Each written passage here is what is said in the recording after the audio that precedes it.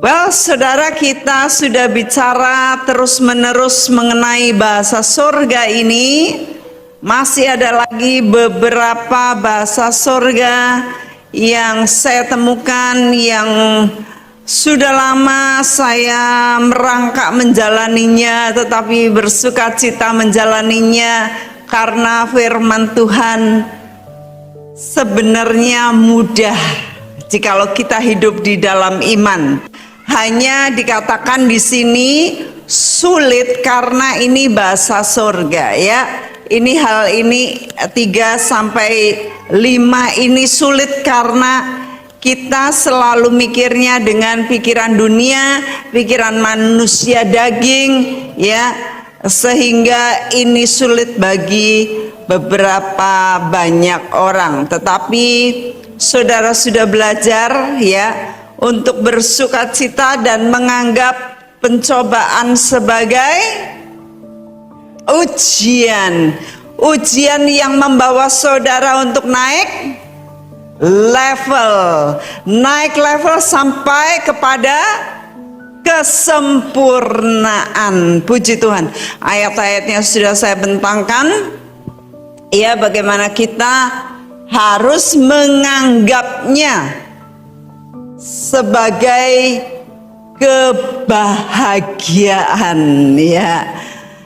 Menganggap pencobaan sebagai ujian, tetapi ujian yang bagus karena saudara mau naik kelas, saudara mau lulus. Pencobaan sebagai kebahagiaan.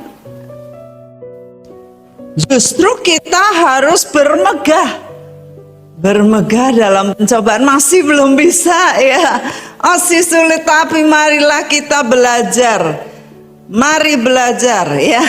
Ada seorang ibu yang datang minggu lalu, waktu datang memblek-memblek, tetapi ketika mendengar ini dia bilang, wah, saya harus bersuka cita, kok aku memblek. Pas sudah suntup-suntup gitu mau keluar ingus dan air matanya, nggak jadi karena mendengar ini. Nah, saudara, mari kita belajar bersuka cita dalam pencobaan-pencobaan kita. Saya selalu bilang, simpen air mata saudara untuk jiwa-jiwa, ya. Bentar saya akan ceritakan hal yang luar biasa, yang mana meneguhkan apa yang Bapak Torsina sampaikan, ya. Dan juga ada kesaksian beliau yang luar biasa, yang sangat-sangat ingin saya bagikan karena sangat luar biasa, dahsyat banget. Nah, karena saudara tahu juga, saat saudara tidak berbahagia, saat saudara bersungut-sungut, saat saudara marah, ya, ini penting sekali. Saat saudara marah, kemarahan 5 menit menyedot energi, menguras energi saudara selama 6 jam. Kemarahan berapa menit? Menguras berapa? 6 jam. Kalau saudara ngamuknya 15 menit berarti berapa? 180 jam. Berarti berapa hari itu? 7 hari. Saudara disedot, jadi terkuras. Ya, saya ulangi, kemarahan berapa menit? 5 menit menguras energi 6 jam. Ini serius, tidak main-main. Jadi kalau saudara wanyel dongkol itu seharian penuh, berarti 24 jam kali berapa? 24 jam itu berapa menit? 60 kali 6 jam berapa? Berapa? Aduh, etok-etoke ndak bisa ngitung. Nek ada merah-merah biru-biru nih bisa ngitung. Ya. Tuhan berkata, Matius 11 ayat 28 sampai 30. Marilah kepadaku semua yang letih lesu dan berbeban berat. Aku akan memberi kelegaan kepadamu. Seringkali kita kalau lagi sumpek ya, kita tanggung sendiri. Kita mikir sendiri. Kita cari jalan keluar sendiri, ya. Lalu kita pokoknya ketemu orang, ngobrol sama orang, curhat, nangis-nangis, memblek-memblek, ya. Lupa ada yang bisa nanggung. Dan dia mau agar kita memikul kuk, katanya, pikulah kuk yang kupasang dan belajarlah kepadaku karena aku lemah lembut dan rendah hati, dan jiwamu akan mendapatkan ketenangan. Penting tenang jiwa kita. Nah, kalau kita lagi susah sumpek itu kan jiwanya yang amburadul, kacau. Kalau kita serahkan kepada Tuhan, maka jiwa kita tenang. Kata Tuhan, sebab kuk yang kupasang itu maknyus, bahasa sekarangnya ya, enak dan bebanku pun ringan. Jadi kalau kita nanggung bebannya Tuhan itu maknyus, tapi kita suka nangis-nangis nanggung beban sendiri. Tetapi saya harapkan itu tidak terjadi lagi pada saudara. Agak telu setengah sing amin. Amin abot tenan. Haleluya. Gitu dong. Saya senang dengernya. Filipi 4 ayat 13. Kita baca bersama-sama. 2, 3. Segala perkara dapat kutanggung di dalam Dia yang memberi kekuatan kepadaku. Ya, saudara, hafalkan ayat ini. Segala perkara dapat kutanggung di dalam Dia yang memberi kekuatan kepadaku. Jadi kalau saudara ngalamin apapun, segala perkara ini dapat kutanggung. Perkara yang lain yang lebih besar dapat kutanggung di dalam Dia yang memberi kekuatan kepadaku. Saudara terus, daripada saudara memblek-memblek, daripada saudara nusu-nusu bersungut-sungut, saudara sampaikan ini, deklarasikan ayat ini. Saudara hafalkan, ini ayat pendek banget ya, saudara bisa menghafalkannya. Nah, sekarang, wah ini api banget ini. Yang berikutnya, saya kasih ayatnya saja dulu. 1 Korintus 6 ayat 1 sampai 7 kita baca bergantian ya. Saya akan baca 1, saudara 2. Apakah ada seorang di antara kamu yang jika padu ya, berselisih dengan orang lain, berani mencari keadilan pada orang-orang yang tidak benar? Maksudnya kalau ada sesama kita anak Tuhan tuh, apakah kita cari pengadilan negeri atau cari orang lain sebagai pemisah kita, dan bukan pada orang-orang kudus, bukan pada di dalam jemaat sendiri? 2.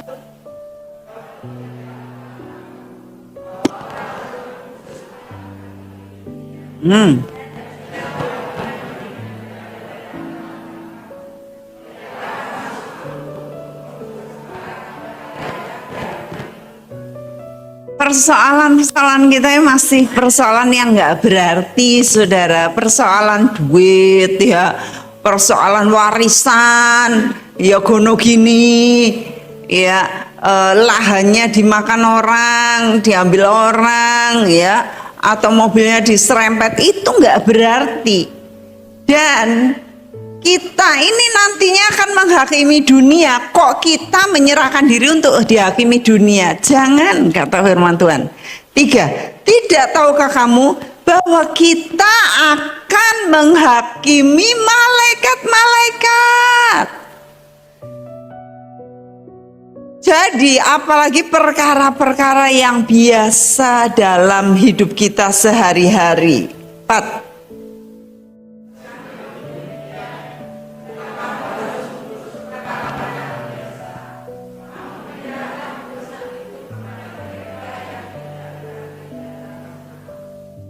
Hal ini kukatakan untuk memalukan kamu.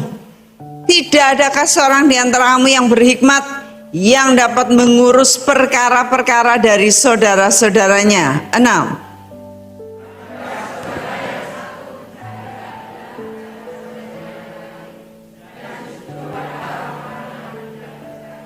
Nah, jadi jangan keluar kalau jangan minta tolong orang di luar. Orang bukan anak Tuhan. Lalu ini yang penting, adanya saja perkara di antara kamu yang seorang terhadap yang lain telah merupakan kekalahan bagi kamu.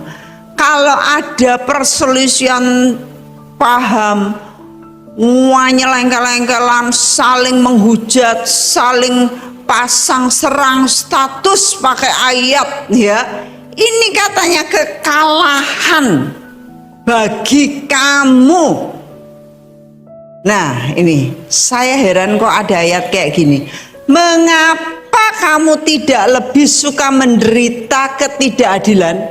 Maksudnya kita diminta untuk rugi, saudara. Mengapa kamu nggak suka menderita keadilan? Loh, ketidakadilan. Mengapakah kamu tidak lebih suka dirugikan? Loh, ini ayat ini nggak main-main. Ada ayat seperti itu di dalam Alkitab, meminta kita untuk memilih apa? Memilih apa?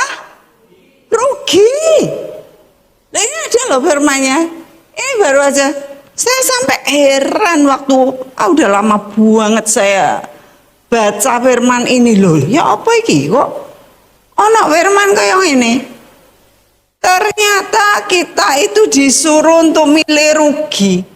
Lah nek dagangan nang kelawar apa kon rugi ora iso mangani anakku. Ya. Nek dodolan masa aku kon rugi, ya ora iso. Bukan soal jualan-jualan, saudara harus untung. Amin. Dan saudara akan diberkati beruntung dan berhasil.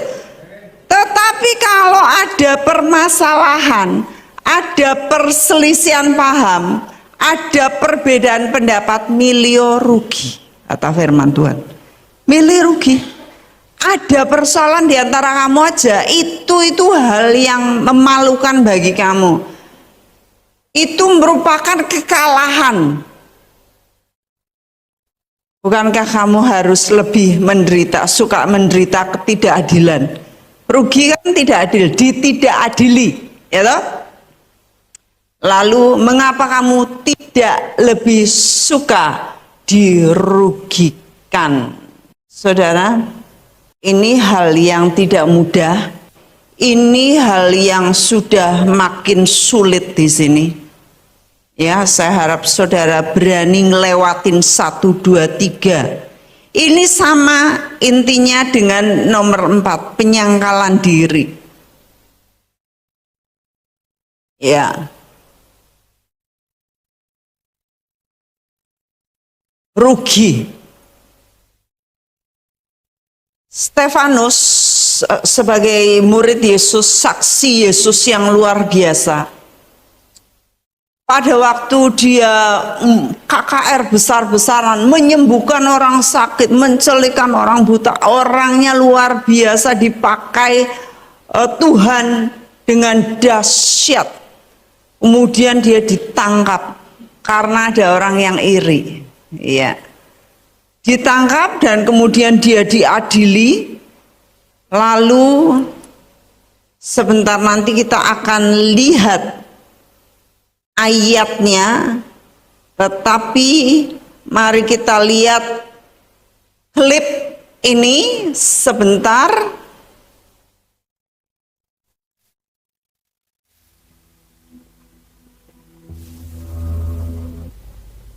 This man ceases not to speak blasphemous words against this holy place and the law.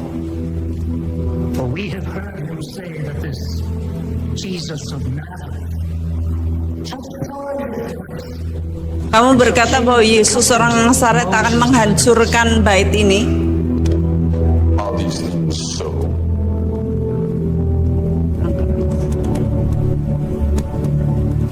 A prophet shall the Lord your God raise up unto you of your brethren, like unto me, him shall ye hear. This is he that was in the church in the wilderness with the angel which spake to him in the Mount Sinai, and with our fathers who received the like oracles to give unto us, to whom our fathers would not obey, but thrust him from them, and in their hearts turned back again into Egypt, saying unto Aaron, Make thy clouds go before us. For this Moses, which brought us out of the land of Egypt, we know not what has become of him. And then made a calf in those days, and offered sacrifice of the eye. Ini Stefanus, dia bersaksi tentang bangsa Israel, tentang keturunan Abraham, dan mereka tidak suka. Mereka menganiaya dia, menyeretnya,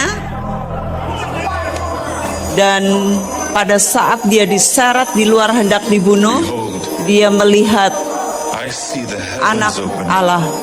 Dia berkata, sesungguhnya aku melihat anak Allah duduk di sebelah kanan tahta Bapa.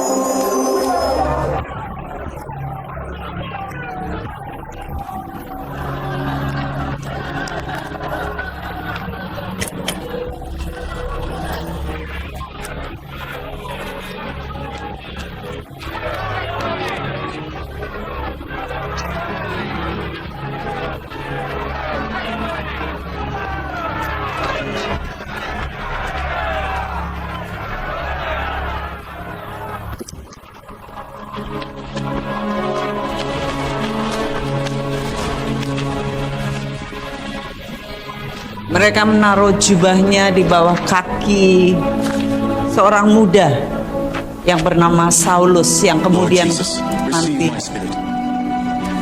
Stefanus berkata, Tuhan, terimalah rohku.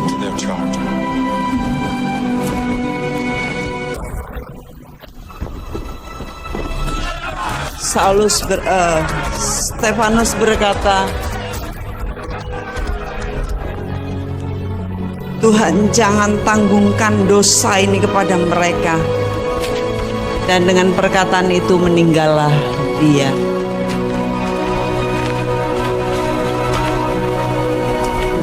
Ini adalah seorang muda yang bertanggung jawab atas kematian Stefanus.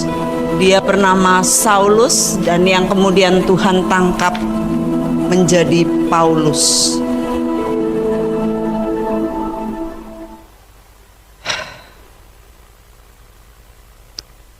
Saksi Yesus yang luar biasa. Pada waktu dia dianiaya, dia tahu dirinya hendak dilempari batu. Apa yang dia katakan? Dia katakan sambil berlutut dengan suara nyaring, Tuhan, jangan tanggungkan dosa ini kepada mereka. Bukannya gini, Tuhan balas saja dia, balas mereka itu, terkutuklah mereka, seluruh anak cucunya, keturunan ke-7 sampai 11 sampai seterusnya, kutuk karena mereka membunuh orang benar. Dia tidak berkata demikian. Dia malah berkata, jangan tanggungkan dosa ini, karena dia tahu mereka berdosa membunuh orang benar, mencurahkan darah orang benar. Ini Stefanus adalah orang yang kata firman Tuhan di dalam Kisah Rasul 6 ayat 3, Karena itu saudara-saudara, pilihlah 7 orang dari antaramu yang terkenal baik, yang penuh roh dan hikmat, supaya kami mengangkat mereka untuk tugas itu. Saudara tahu, ini Stefanus bukan dipenuhi lagi oleh Roh Kudus. Saya dulu menulis perbedaan mengenai dipenuhi dan penuh. Ingat waktu itu saya ngejoki apa? Kopi dengan air. Nah, kalau kita masih dipenuhi. Kalau Stefanus sudah penuh roh. Nah, penuh roh dan hikmat untuk tugas-tugas yang luar biasa. Ternyata orang yang penuh, full of the Holy Spirit, penuh dengan roh dan hikmat, ternyata dia pilih rugi. Dia tidak mau membalas. Dia malah berkata, Tuhan, jangan tanggungkan dosa itu kepada mereka. Saudara, kalau saudara menyatakan saudara sudah penuh dengan Roh Kudus dan Roh Hikmat, ini contohnya, saudara pilih rugi. Ya, saudara nggak hitungan.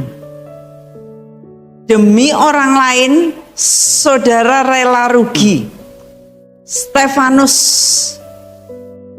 dalam matinya ini sangat mengagumkan. Sangat mengagumkan. Orang yang penuh roh dan penuh hikmat, dia menyerahkan nyawanya kepada Tuhan dan mengampuni pembunuh-pembunuhnya.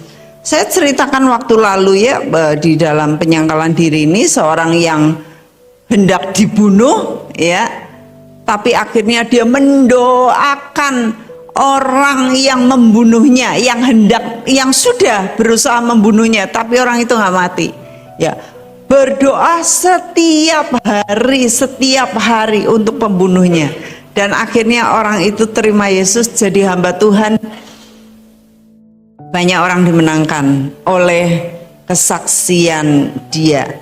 Matius 5 ayat 10 sampai 12. Ya, mari kita baca. Saya minta saudara membaca bergantian.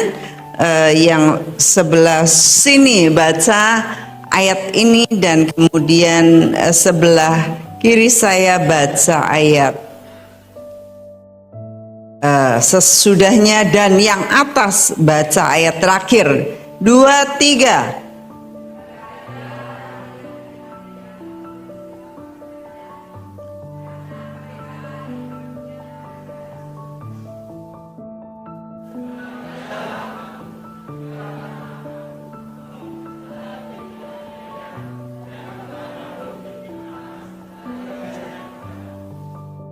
Atas.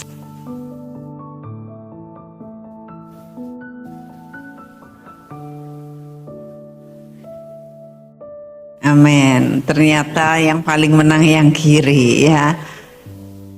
Nah, di sini dikatakan berbahagialah, lagi diminta kalau dirugikan, berbahagialah, bersukacitalah, menganggapnya sebagai kebahagiaan apapun yang terjadi. Belajar untuk milih rugi ya, karena Tuhan itu akan bela kita, karena Tuhan akan menganugerahi kita dengan kebaikan-kebaikan.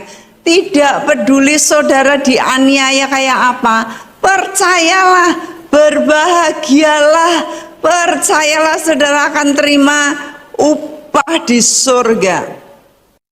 Saya ingat kapan ya, tahun kapan itu, waktu itu terjadi pada waktu gereja itu dibakar, mereka udah nggak bisa kemana-mana.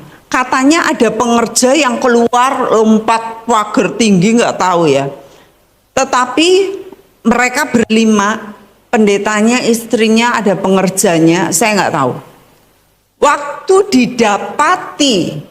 Waktu didapati setelah selesai pembakaran gereja tersebut, setelah selesai mereka masuk dan mereka melihat berlima berlutut pegangan tangan. Saya membayangkan mereka berkata, "Bapak ampunilah mereka."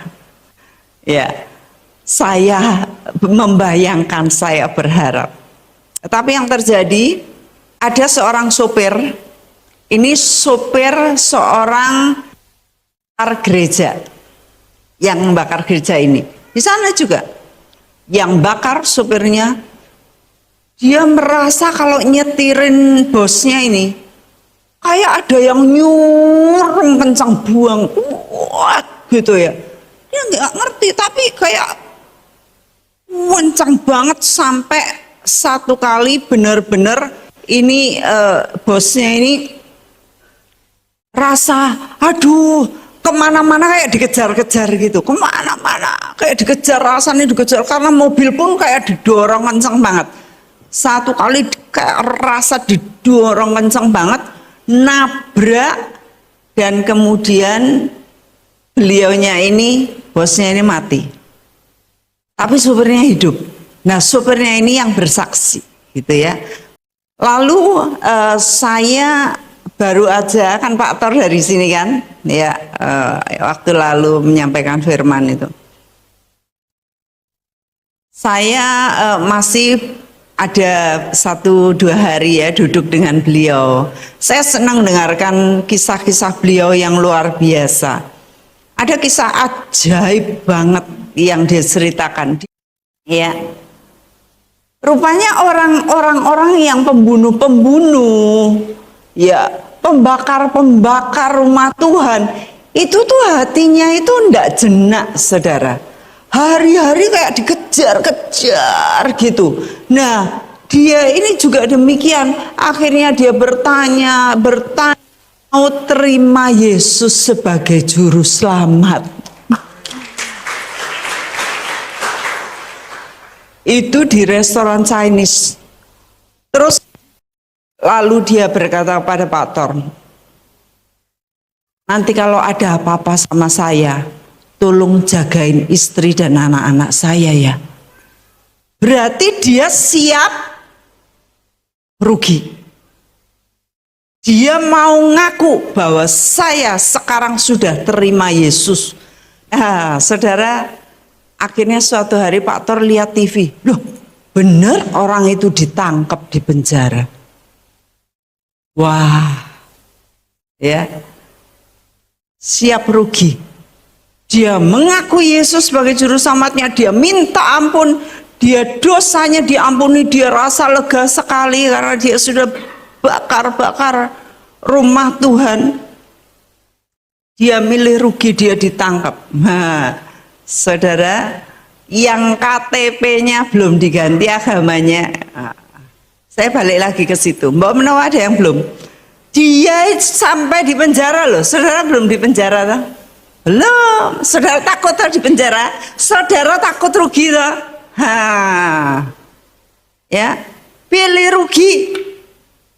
Cerita selanjutnya saya nggak gitu ngikutin, tetapi akhirnya lama-lama dia udah dikeluarkan dari penjara dan dia dipakai Tuhan sebagai alat yang luar biasa. Tetapi dia memilih rugi. Yesus digantung di kayu salib. Dia bisa turunkan bala tentara malaikat surga. Saudara bayangin gak, Yesus itu ditampar, anak Allah dan kalau sudah nampar itu kan bukan cuman gini kan, nampar itu, dan Yesus itu waktu dipecut, Cambuknya itu bukan kayak cambuk kuda itu loh yang ngelewer tok. Cambuknya depannya itu ada bonggolnya gini, yang mana itu seperti duren. Jadi pas dicambuk, buk, masuk, tarik, itu dagingnya itu congkel. Lagi cambuk, congkel. Itu tuh betapa Yesaya berkata, wajahnya, bentuknya tidak diingini manusia. Manusia memandang rupanya tidak seperti manusia, hina. Bagaimana dunia bisa melihat bahwa dia anak Elohim? Tetapi itulah dia. Dia bisa mendatangkan bala tentara untuk menyerang mereka balik. Waktu ditanya, apa engkau anak Allah? Dia diam. Ditanya apapun, dia bisa bela diri, tetapi dia memilih rugi. Kita seringkali itu pengennya bales-balesan, anyel-anyelan, ya, ngerasake gen kuapok kowe, ya. Kita nggak mau, betul. Kita nggak mau rugi. Tetapi firman Tuhan banyak mengajarkan kita agar kita memilih rugi. Saudara, kalau milih rugi, saudara itu akan dikenang luar biasa. Daripada kalau saudara tidak mau rugi. Ya, ada kisah di dalam firman Tuhan lagi seorang yang luar biasa yang bernama Rut dan Boas. Rut ini dia orang Moab dan dia waktu ditinggal oleh suaminya mati dan mertuanya perempuan sendirian mau pulang ke Bethlehem. Rut berkata, "Mae, saya ikut kamu, Mak." Oh, Mak, mamah yang mertua yang baik ini berkata, "Wes, Nduk, kue mulia wae. Ke rumah orang tuamu aja pulang. Aku nggak punya apa-apa. Aku miskin papa. Aku marah," katanya. Bukan marah ya. "Aku ini kosong, nggak ada harapan masa depan." Ya, kalau ikut mertua yang duitnya tebel, ya, punya lahan tanah di mana-mana, wah itu enak. Tetapi Rut berkata, "Mak, tidak peduli kamu nggak punya apa-apa, tidak peduli kamu nggak punya harta, tidak peduli kamu udah nggak punya anak lagi, tidak peduli, aku akan bersama engkau, aku akan melayani engkau. Di mana engkau pergi meletakkan kepalamu, di situ aku juga ada. Di mana engkau dikubur, aku juga akan dikubur. Allahmu adalah Allahku," kata Rut. Wah, mertuanya berkata, "Ya wis, yang satu ini nggak iso dipenggak, jadi ya sudah. Yang satunya, menantu satunya disuruh pulang, dia nangis, dia cium, dan akhirnya dia pulang. Sudah goodbye, nggak ada cerita." Rut memilih rugi. Kemudian masuklah mereka berdua di kota Bethlehem. Waktu mereka memasuki kota Bethlehem, gempar seluruh kota itu. Oh, tahulah kita. Rupanya Rut ini orang terkenal karena sampai gempar. Ya. Orang yang dikenal. Nah, akhirnya Rut di sana hanya melayani mertuanya. Bangun pagi, namanya orang asing nggak punya kerjaan, mau makan apa? Ya wes, aku tak cari kerjaan dulu. Ma, aku mau kerja ya. Ya. Akhirnya dia pergi. Pergi jumputi sisa-sisa gandum di belakang para pemungut gandum. Dia kerja dari pagi sampai siang, sampai sore, kepanasan, pulang bawa dimasak. Besok lagi pergi lagi kayak gitu, mengabdikan diri, rugi. Jano masih ayu, masih enom. Kalau di negaranya sendiri dia bisa dapat cowok-cowok yang lain, dapat suami orang sendiri. Tetapi dia berkata tidak, aku akan ikut mertuaku, meskipun aku rugi, aku tetap akan pergi. Ya, nah satu kali mamanya ini bilang, nak, ini yo tak omongi, nurut toh. Itu tempat kamu itu ngambil sisa-sisa gandum selama ini, itu masih ada hubungan saudara sama bojoku. Jadi diaturlah, ya, diaturlah mak comblang, mertua jadi mak comblang, ya. Diaturlah agar Rut ini menikahi Boas. Nah, Rut berkata, "Nggih, Ibu." Ya, nurut banget. Akhirnya Boas tahu, ada perempuan di sini. Siapa? Katanya, "Aku Rut, tuanku." Oh, Boas berkata, "Wow, diberkatilah engkau. Namamu aja udah harum selama ini. Di kampung itu kamu terkenal banget. Kamu rela meninggalkan orang tuamu demi mertua. Dan kemudian kamu di sini kerja pagi siang sore. Kamu kerja tidak kenal lelah. Tetapi," kata Boas, "apa yang kamu lakukan ini lebih bagus. Karena kamu itu tidak mencari cowok muda, tidak mencari cowok-cowok lain atau yang kaya, tetapi kamu malah mau sama aku." Boas itu sudah tua, diperkirakan sangat tua, diperkirakan umurnya 80. Tapi nggak tahu 80-nya dulu itu apakah serenta sekarang, mungkin ada lebih kuat ya.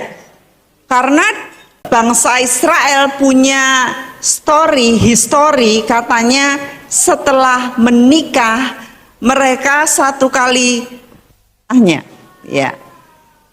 Atau nggak lama kemudian dia mati. Tetapi itu story di Israel yang muter. Kita sekarang baca Rut 4. Nah, saat itu Boas berkata, "Ya wes, gini aja, kamu pulang, aku sekarang akan bicara kepada salah satu penebus." Ya, penebus itu yang nebus tanah, yang nebus hak milik. Nah, rupanya Elimelech, mereka punya tanah. Nah, Boas ini bisa beli tanah itu langsung, tetapi ternyata masih ada orang di atasnya yang bisa ngambil, yang bisa beli tanah itu. Jadi Boas berkata, "Seyo, aku nggak buru-buru, tak serahkan kepada orang yang punya hak dulu. Kalau dia mau nebus tanah itu dan nebus kamu, ya nggak apa-apa. Aku pilih rugi lagi, ya Bos." Kemudian pergilah Boas ke pintu kota, di sana duduk 10 orang tua-tua kota biasanya ya. Lalu dia mulai berkata, "Oke, saudara kita Elimelech itu punya tanah hendak dijual. Kamu mau beli enggak?" Lalu katanya, "Yes, aku mau beli tanahnya. Pasti tanahnya murah, jadi aku mau beli." Lalu Boas berkata, "Kalau kamu beli tanahnya, berarti kamu juga ngepek Rut jadi bojomu." Kalau kamu ngepek Rut jadi bojomu, artinya namamu tenggelam. Yang muncul namanya bojone Rut. Oh, enggak, aku enggak mau. Aku enggak mau namaku dikubur karena aku menikahi janda ini. Jadi, ya udah kamu ambil aja, katanya penebus yang nomor 1. Bos berkata, oke, kalau begitu aku akan menebusnya. Ya, lalu ada perjanjian di antara mereka. Si Boas menebus Rut. Kalau Boas menebus Rut, seperti tadi saya berkata, namanya dia secara silsilah akan hilang. Tapi Boas memilih rugi. Dan yang terjadi apa? Bukannya rugi, tetapi Boas untung besar. Ya. Karena apa? Perempuan-perempuan itu ngomong tentang Rut, ngerasani Rut gini. Dia ngerasani Rut kepada Naomi, 14. Terpujilah Tuhan yang telah rela menolong kau pada hari ini dengan seorang penebus. Termasyurlah kiranya nama anak itu di Israel. 17. Tetangga-tetangga perempuan memberi nama kepada anak itu. Katanya, pada Naomi telah lahir anak laki-laki dan disebutnya namanya Obed.